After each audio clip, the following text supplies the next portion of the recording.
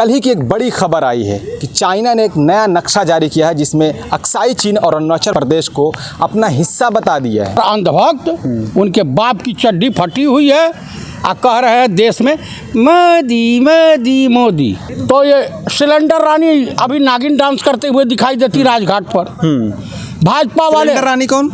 स्मृति ईरानी। अच्छा, जिस देश में गए थे वहाँ नारा लगा था go back Modi, go back Modi, go back Modi.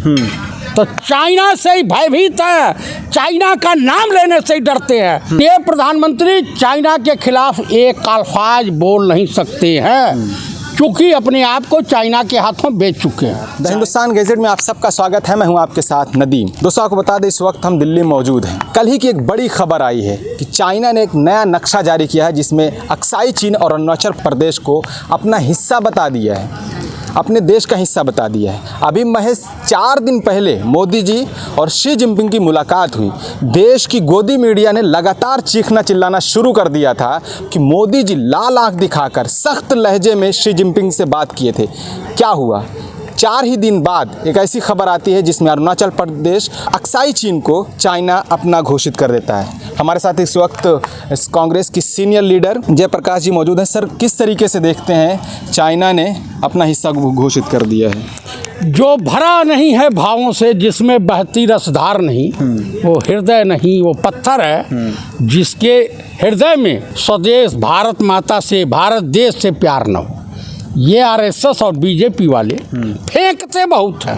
अभी जो मीटिंग हुई थी शी जिनपिंग और ये तमाम लोगों के, शी जिनपिंग सोफे पर बैठे हुए हैं। हमारे देश के प्रधानमंत्री चपरासी की तरह से खड़े थे। चपरासी की तरह मोदी जी को आप कह रहे हैं खड़े थे? भाई जो खड़े थे, पूरी फोटो वीडियो मार्केट में घूम रही है। जिस देश में गए थे वहाँ नारा लगा था go back Modi, go back Modi, go back Modi. ये भी लगा।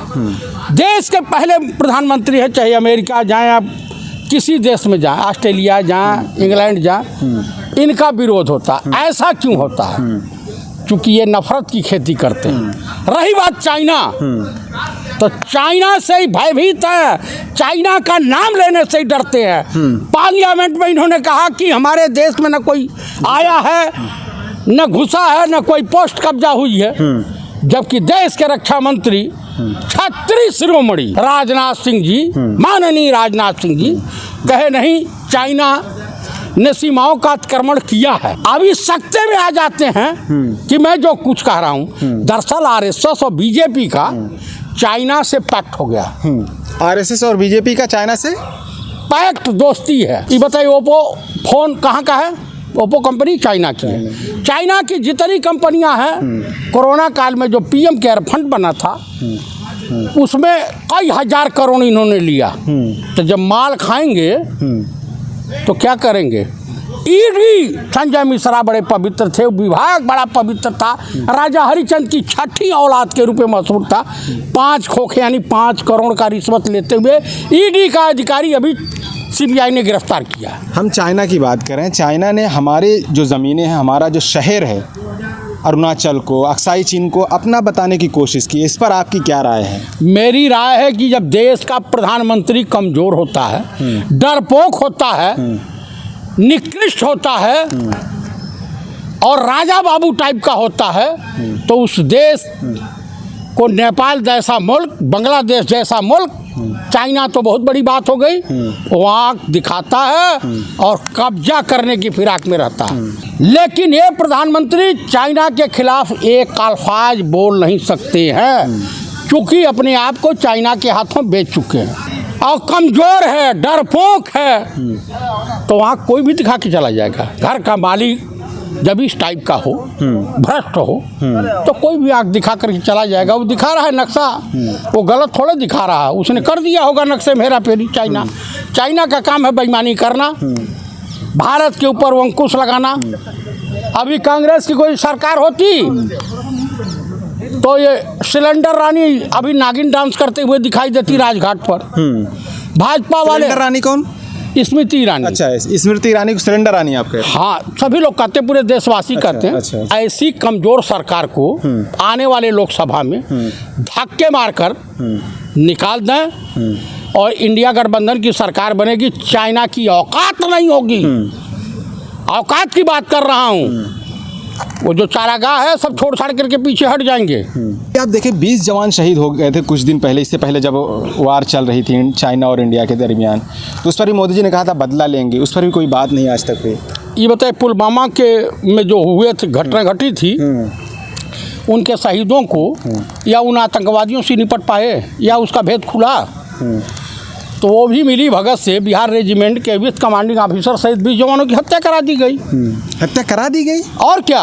किसने कराई? देश के शासनाध्यक्ष राजा बाबू, माननीय प्रधानमंत्री, आज जिनके कफन पे जा करके बिहार में वोट मांग रहे थे, और चाइना वाले हमारा वध कर दें और देश का प्रधानमंत्री पार्लियामेंट में सर्वदलीय बैठक में ये कहते हुए सुना जाए कि हमारे देश में कोई आया नहीं है, कोई घुसा नहीं है, कोई पोस्ट कब्जा नहीं हुई है, और अंधभक्त उनके बाप की चड्डी फटी हुई है और कह रहे हैं देश में मोदी मोदी मोदी। फिर कह रहे हैं 24 में मोदी जी आएंगे। बिल्कुल नहीं आएंगे, बिल्कुल नहीं आएंगे। देश के बेरोजगार नाखुश, देश की जनता नाखुश, देश की महिलाएं नाखुश, देश की महिलाओं के साथ बलात्कार हो रहा। इन परिस्थितियों में क्या करना चाहिए जब अक्साई चीन और अरुणाचल प्रदेश को चाइना अपना हिस्सा बता रहा है? देश के नौजवानों को, देश की आम जनता क्या सोचे, क्या करे आगे? भाई ऐसे कायर प्रधानमंत्री को, इसी कायर सरकार को बदल दें, यही एक कायर है प्रधानमंत्री। और क्या? इसी वजह से चाइना हमला करके अब सब चाइना इनको धमकी दे रहा है, ये बोल नहीं सकते हैं। आरएसएस कोई आवाज उठाया? इनका मातृ संगठन जो है, ना आरएसएस ना बीजेपी वाले ने अभी तक कोई बात कही। वो बोलबे नहीं करेंगे सब ना, वो बोल नहीं सकते ना। वो तो अखंड भारत बनाने की लोग बात करते हैं, वो झूठ बोलते हैं। हाँ,